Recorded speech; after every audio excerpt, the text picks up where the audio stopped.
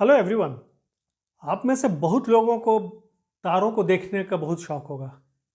दूर क्षितिज पर तारों को देखते हैं कि स्टडी करना चाहते हैं तारे कैसे ब्लिंक करते हैं, लेकिन आपको पता है कि एक मैन मेड ऑब्जेक्ट जो कि आज पृथ्वी से सबसे ज़्यादा दूरी पर है वो कौन सा है?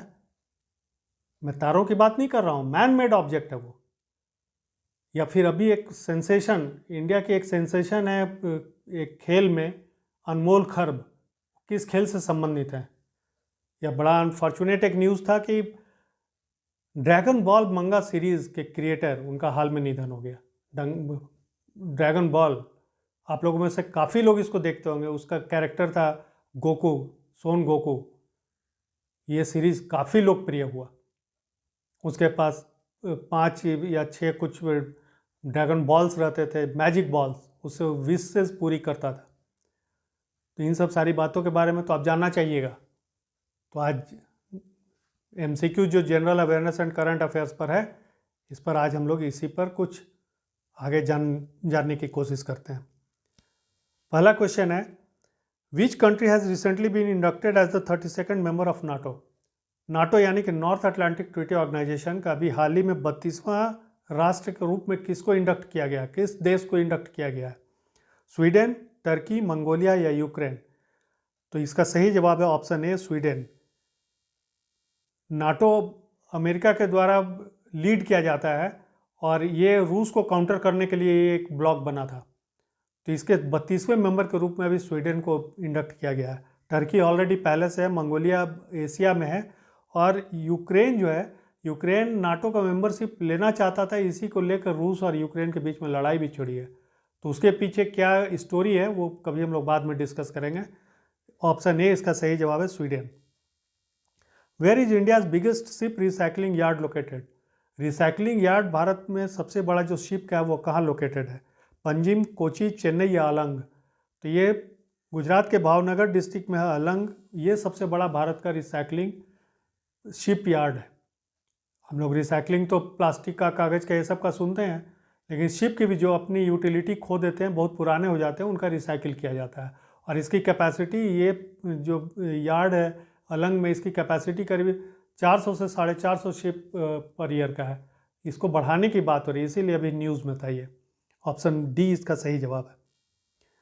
Who has been awarded this year's Erasmus prize for his passionate contribution to theme imagining the unthinkable? Imagining the unthinkable theme जो है, इस पर एक पैशनेट कंट्रीब्यूशन के लिए किसको इस साल का इरास्मस प्राइज़ दिया गया है? इरास्मस प्राइज़ दिया कैसे जाता है? ये नीदरलैंड्स में प्रीमियम इरास्मियम फाउंडेशन एक है, वो डिसाइड करती है कि exceptional contribution to culture, society और social science in Europe and the rest of the world, इस पर जिनका काम होता है उसके लिए दिया जाता है। और ये डेसिडेरियस इरास्मस जो कि डच रेनासा एक ह्यूमैनिस्ट थे, उनके नाम पर है। और ये इसके पीछे करीब करीब 1,50,000 यूरो इस प्राइज मनी होती है। और इसका जो सेरेमनी होता है ना, सेलिब्रेशन, वो रॉयल पैलेस ऑफ एम्स्टर्डम में होता है। तो ये सब सारी चीज़ें हैं इरास्मस प्राइज से रिलेटेड। तो इस साल का प्राइज किनको दिया गया है? अरुंधति रॉय, अमिताभ घोष, गुलजार या अश्विन मेहता? तो अमिताभ घोष को दिया गया है, ऑप्शन बी। ये नॉर्मली इन्वायरमेंट से रिलेटेड प्रोजेक्ट वगैरह होता है, उससे या इन्वायरमेंटलिस्ट लोग को दिया जाता है या राइटर्स को दिया जाता है। और अमिताभ घोष के बारे में और एक बात है कि 2018 में इनको ज्ञानपीठ अवार्ड से भी नवाजा गया भारत में। तो ऑप्शन बी इसका सही जवाब है। Next question, who is India's new Lokpal? Bharat के नए लोकपाल कौन है? एम खानविलकर, विवेक काजू, रंजन गोगोई, हसानुद्दीन अमानुल्लाह? तो इसका सही जवाब ऑप्शन ए है, retired justice M Khanwilkar. Supreme court के रिटायर्ड जस्टिस रह चुके हैं। ये अभी इसके एक्टिंग चेयरमैन भी थे। इनको फाइनली अपॉइंट कर दिया गया है एज लोकपाल। लोकपाल जो कि पब्लिक करप्शन के लिए देखने के लिए एक अथॉरिटी होती है सेंटर में, वो है लोकपाल। और हर राज्य में अलग अलग होते हैं, उनको लोकायुक्त कहा जाता है। तो ऑप्शन ए इसका सही जवाब है। The creator of famous character Son Goku in Dragon Ball manga series died recently, his name? अभी शुरू में ही हमने कहा कि ड्रैगन बॉल मंगा सीरीज के जो क्रिएटर थे, खासकर उसमें जो कैरेक्टर था सोन गोकू, उनका भी हाल ही में निधन हो गया। उनका क्या नाम था? अकीरा तोरियामा, मारियो सातो, अकियो हारा या साही मुनिगावा? तो ये जापान के अकीरा तोरियामा है। ऑप्शन ए इसका सही जवाब है। विच among the following countries is not a Scandinavian country?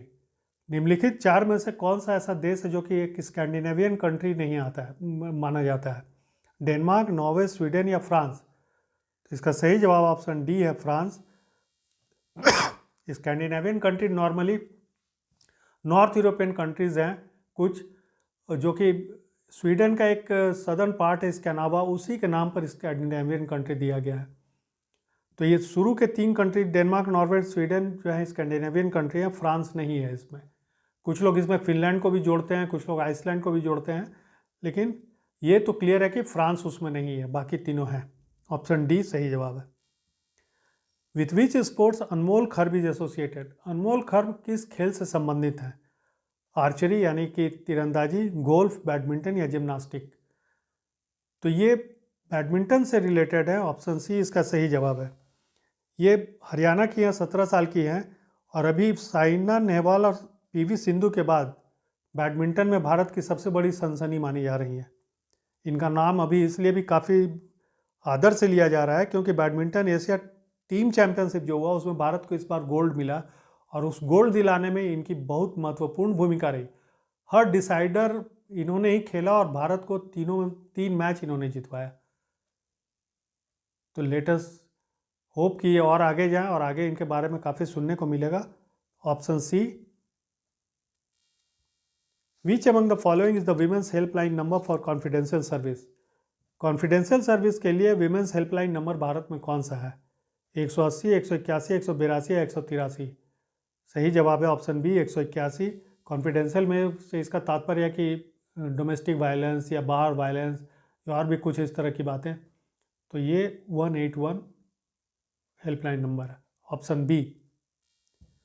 Which is the farthest man made object in space? अभी हमने शुरू में ही कहा, मैन मेड ऑब्जेक्ट कौन सा है जो कि हम स्पेस में है हम लोगों से सबसे ज़्यादा दूर? लूना 1, स्पुतनिक 1, वॉयेजर 1 या स्पेस 1? तो ये वॉयेजर 1 है, ऑप्शन सी। इसको 1977 में अमेरिका के द्वारा लॉन्च किया गया था और यह अभी भी चला जा रहा है।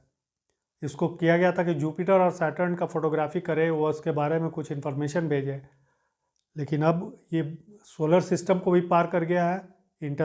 इंटरस्टेलर जो इसका जर्नी है वो चल रहा है, मतलब कि स्टार्स के बीच में इसकी जर्नी चल रही है, सितारों के बीच ये चला जा रहा है, काफ़ी दूर जा चुका है। तो ये सबसे माने फार्देस्ट मैन मेड ऑब्जेक्ट है ये।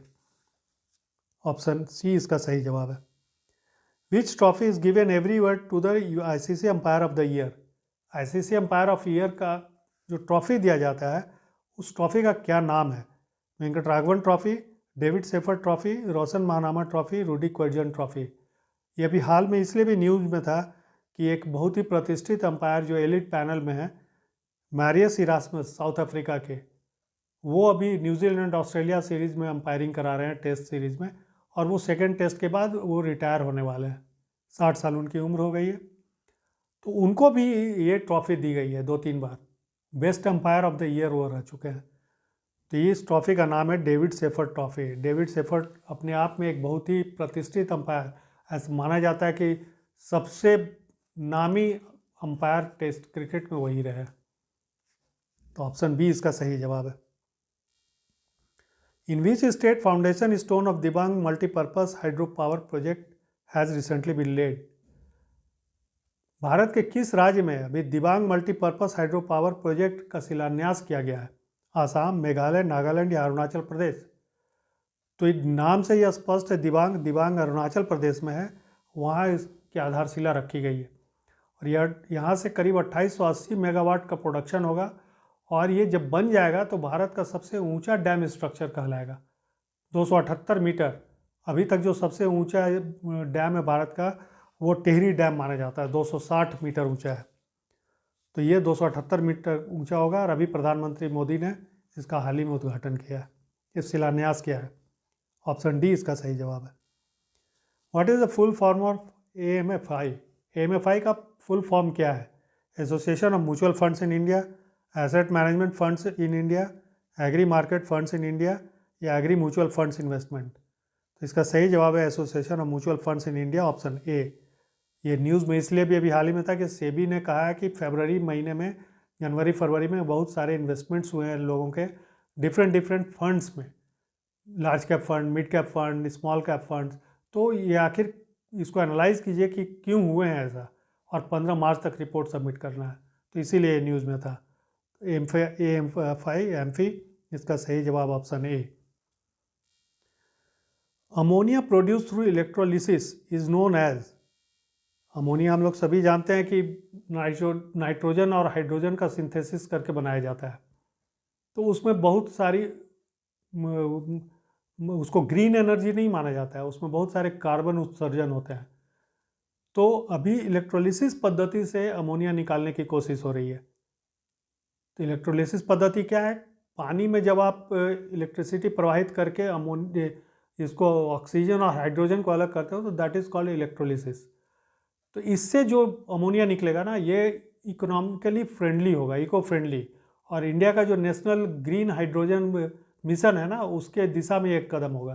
तो इससे जो एनर्जी निकलेगी वो ग्रीन एनर्जी कहलाएगी। तो इसका ऑप्शंस क्या क्या है? Red ammonia, green ammonia, yellow ammonia, black ammonia. तो इसको नाम दिया गया है ग्रीन अमोनिया, नाम से स्पष्ट है, टुवर्ड्स ग्रीन एनर्जी। अमोनिया देखिए दुनिया में सबसे ज़्यादा प्रोड्यूस होने वाले, सेकंड सबसे ज़्यादा प्रोड्यूस होने वाला ये केमिकल है। फर्टिलाइज़र में इसका काफ़ी यूज़ होता है, और भी डिफरेंट जगह है, लेकिन फर्टिलाइज़र में 40% का यूटिलिटी है। तो ऑप्शन बी इसका सही जवाब है, green ammonia. Who among the following has been nominated to Rajya Sabha on the International Women's Day this year? निम्नलिखित में से कौन है जिनको कि इस साल इंटरनेशनल वीमेंस डे 2024 में राज्यसभा के लिए मनोनीत किया गया है? हेमा मालिनी, चंदा कोचर, अरुंधति भट्टाचार्य या सुधा मूर्ति? तो ये सुधा मूर्ति हैं। नारायण मूर्ति जो इन्फोसिस के संस्थापक हैं, उनकी पत्नी, और ऋषि सुनक जो ब्रिटेन के प्रधानमंत्री हैं, उनकी मदर इन लॉ। इनको नॉमिनेट किया गया है राज्यसभा के लिए। राज्यसभा में कुछ मेंबर्स को नॉमिनेट किया जाता है, और इंटरनेशनल वीमेंस डे जो कि 7 मार्च को मनाया गया, उस दिन ही ये अनाउंसमेंट हुआ था। तो ऑप्शन डी इसका सही जवाब है। In which state Sabroom land port has been inaugurated to facilitate movement of passengers and cargo between India and Bangladesh? Bharat के किस राज्य में सबरूम लैंड पोर्ट अभी हाल ही में उसका उद्घाटन किया गया है, जो कि भारत और बांग्लादेश के बीच में पैसेंजर्स मानी यात्री और कार्गो सामानों का आदान प्रदान करने के लिए बनाया गया है?